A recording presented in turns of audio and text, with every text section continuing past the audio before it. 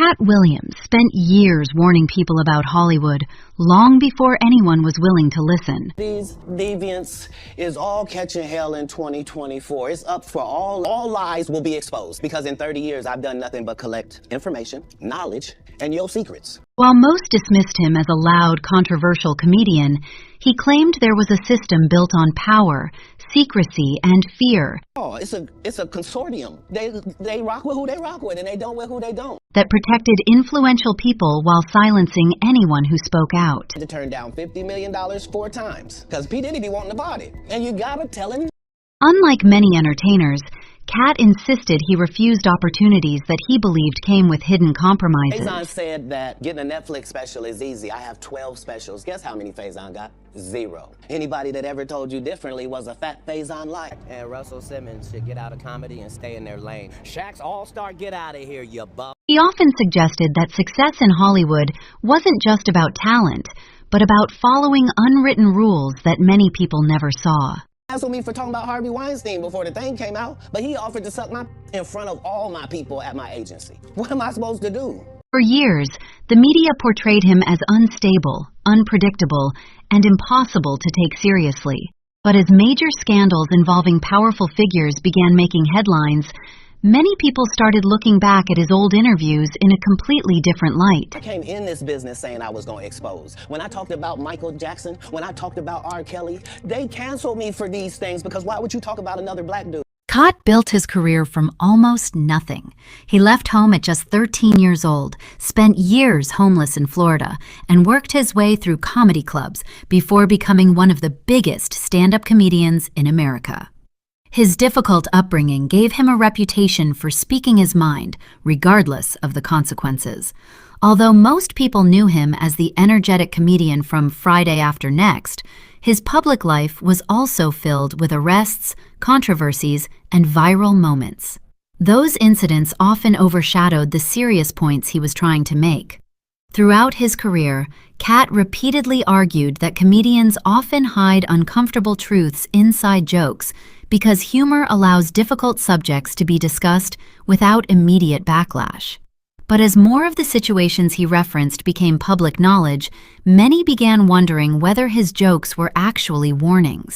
His appearance on the Club Shay Shay podcast became a major turning point. During the interview, he openly discussed celebrity manipulation, industry politics, blacklisting, and the pressure placed on entertainers to stay silent. They pay you to not talk about things they don't want you to talk about. They tell you that themselves. The interview quickly went viral and introduced millions of new viewers to ideas he had been talking about for years. As later controversies involving several celebrities unfolded, many viewers returned to that interview, believing Katt had been unusually observant about the people around him. Other comments he had made over the years were also revisited, creating even more online discussion about whether he had been dismissed too quickly. Katt also criticized what he believed was the normalization of certain behaviors within the entertainment industry. He argued that some creative decisions were pushed simply because they humiliated performers or crossed personal boundaries, even when they added nothing to the story. One of his most controversial claims involved what many online refer to as the dress theory. Martin tried to put me in my first dress. When he had to go on his hiatus, he tell me, Katt, when I come back, I need you. You're my young partner. You're my brother in comedy. When I come back, just promise me that my next movie, it'll be me and you. We're going to do it together. We're going to do some buddy cop shit. I said, Martin, you got my word. Go do what you got to do. When you come back, I'm in your movie. Don't trip. I don't need to see the script or nothing. You know, we get in that office and this fool pull out Big Mama's house too. You don't care how people feel about the ritual. Oh, these guys are wearing dresses. Show me one person that ever wore a dress in Hollywood unsuccessfully. That's how you understand what a ritual is. Where he suggested some male comedians were pressured into wearing dresses as part of Hollywood culture. Kevin told you he wasn't gonna wear no dress until they offered him the dress, and then he put it on. And what did he say after he wore it? I made my own decision. Duh. And while many dismissed the idea, Katt continued discussing it in later interviews, presenting it more calmly and carefully than before. At the same time, critics pointed out that Katt had made several extraordinary claims over the years that could never be verified. Combined with his legal troubles and personal struggles, these stories made it difficult for many people to separate his genuine observations from speculation. Despite those controversies, Katt gradually became more measured in his interviews. Instead of making direct accusations, he focused more on broader ideas about power, influence, and the treatment of whistleblowers across entertainment and other industries. Ritual is something that you do over and over and over again a certain way.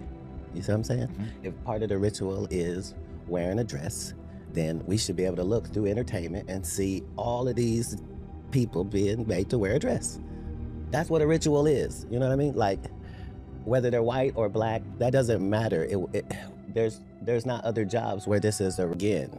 The things that we are discussing exist in each of the fields. Right, any field. Right. Not entertainment exclusively, politics, religion, science, everywhere, right? As more public scandals unfolded, interest in his older interviews continued growing. Whether people agreed with him or not, many felt some of his warnings sounded less unbelievable than they once had. Rather than becoming isolated from the public, Katt's career experienced a major resurgence. His Netflix special became one of the platform's biggest comedy releases, and his arena tour expanded across the country due to overwhelming demand. He later revealed plans to build his own independent production studio away from Hollywood, saying he wanted to create films and entertainment without the politics and compromises he believed existed inside the traditional industry. Whether viewed as a fearless truth-teller, a controversial comedian, or something in between, Katt Williams has become one of the most talked-about voices in modern entertainment. His story continues to raise the same question. Was he simply making jokes? Or was he warning people about an industry that many are only now beginning to question?